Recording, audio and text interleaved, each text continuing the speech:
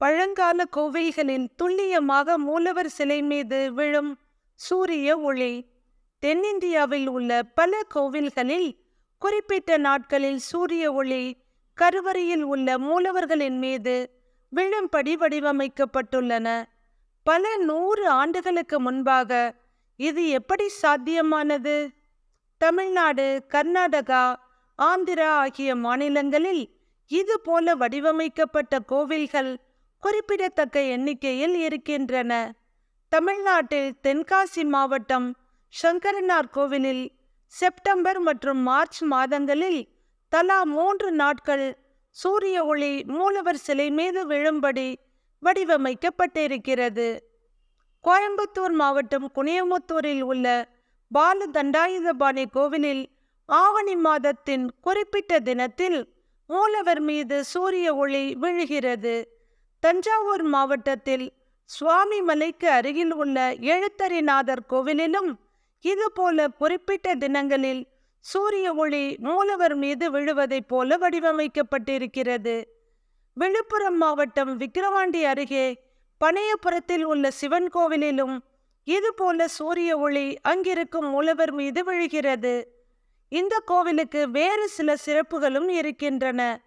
வரலாற்று ஆசிரியர்கள் கூறுவது என்ன? இந்த கோவில் 1000 ஆண்டுகளுக்கு முன்பாக செங்கற்களால் கட்டப்பட்டு பிறகு கருங்கற்களால் புனரமைக்கப்பட்டது என்கின்றனர். சோழர் காலத்தில் இருந்து நாயக்கர் காலம் வரை பல்வேறு மாற்றங்களுக்கு இந்த கோவில் உட்பட்டிருந்தாலும் கருவறை கட்டுமானம் இன்று வரை பேசப்பட்டு வருகிறது. ராஜேந்திர சோழனின் அணுக்கியான பறவை நங்கை நினைவாக இந்த ஊருக்கு பறவைபுரம் என்று பெயர் சூட்டப்பட்டது. அது மருவி தற்போது பனையபுரம் என அழைக்கப்படுகிறது. ராஜராஜ வளநாட்டில் பனையூர் நாட்டு பொறையோர் நாட்டு தனியூர் பறவைபுரம் என்ற கோவில் கல்வெட்டு தொடர் மூலம் இதை நாம் அறிய முடியும். கிபி 1051, 1063 ஆண்டுகளில் ஆட்சி செய்த 2ஆம் ராஜேந்திர சோழனின் கல்வெட்டும் ஆதி ராஜேந்திரனின் கிபி 1070 ஆண்டு கல்வெட்டும் இந்த கோவிலில் உள்ளன. சோழர் காலத்தை சேர்ந்த இந்த கோவில் 73 சென்ட் நிலப்பரப்பில் கிழக்கு முகமாக அமைக்கப்பட்டுள்ளது. இக்கோவிலின் கருவறை சிற்பங்கள் 1ஆம் ராஜேந்திர சோழன் காலத்தை சேர்ந்தவை. இதன் ராஜகோபுரம் 60 அடி உயரத்தில் 4 நிலைகளுடன் அமைக்கப்பட்டிருக்கிறது. இந்த கோபுரமும் இதன் அருகே உள்ள சிங்கமுக தூண்களும் விஜயநகர காலத்தை சேர்ந்தவை. இக்கோவிலின் கருவறையில் மூலவர் வட்ட வடிவ ஆவுடையாராக கிழக்கு முகமாக காட்சியளிக்கிறார். கல்வெட்டுகளில் இம்மூலவர் கண்ணப்ப நாயனார் என்றும் பறவை ஈஸ்வரம் உடைய மகாதேவர் என்றும் திருப்பனங்காடு உடைய மகாதேவர் என்றும் குறிப்பிடப்படுகிறார். சிவன் சந்நிதிக்கு இடதுபுறத்தில் சற்று தொலைவில் அம்பிகைக்கு தனியாக ஆலயம் அமைந்துள்ளது. இங்குள்ள இறைவியின் பெயர் மெய்யாம்பிகை, புறவம்மை, சத்தியாம்பிகை என்ற பெயர்களும் வழக்கில் உள்ளன. இந்த கோவிலில் ஆண்டுதோறும் சித்திரை மாதம் 1 நாளிலிருந்து தொடர்ந்து 7 நாட்கள் சூரிய உதயத்தின் போது சூரிய கதிர்கள் ராஜகோபுரம், கொடிமரம், பலிபீடம், நந்தி ஆகியவற்றையெல்லாம் கடந்து கருவறையில் உள்ள மூலவர் மீது விழுகின்றது. இதன் பிறகு ஒளி மெல்ல கீழிறங்கி சிவனின் பாதத்தை அடைகிறது. இங்கே சூரிய ஒளி பாதத்தை தொடும் அதே வேளையில் சற்று தொலைவில் உள்ள மெய்யாம்பிகையின் சிரசின் மீதும் ஒளிக்கதிர்கள் விழுகின்றன. இப்படி தொடர்ந்து 7 நாட்கள் நிகழ்கின்றன. குறிப்பிட்ட தினங்களில் சூரிய ஒளி மூலவரின் மீது படுவது போல கோவில்கள் எப்படி வடிவமைக்கப்படுகின்றன?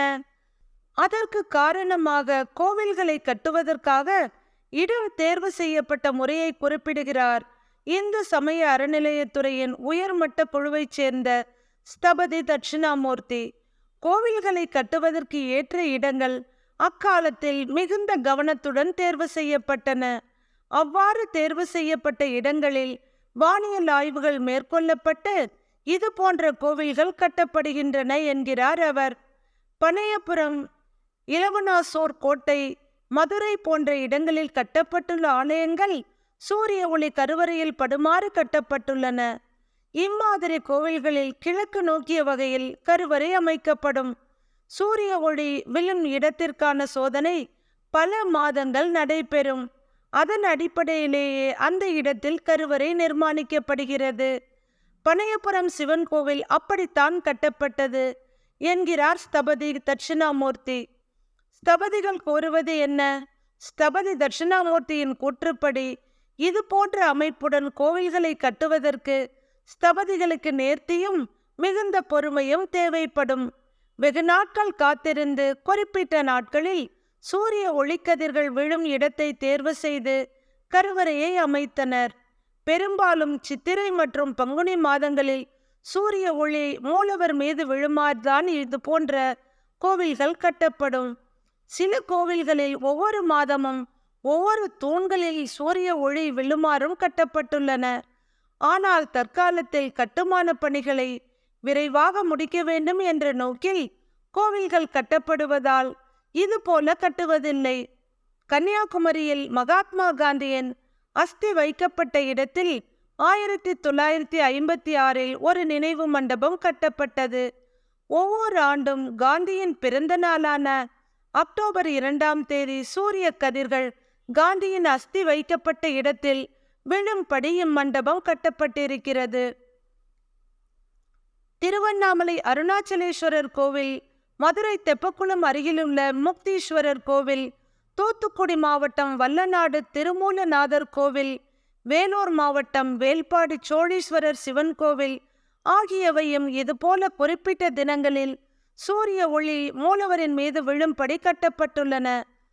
இதுபோல காத்திருந்து திட்டமிடப்பட்டு கட்டப்பட்டிருக்கும் இந்த கோவில்கள் காலத்தை வென்று இன்றும் நம் மனதை கொள்ளை கொள்கின்றது.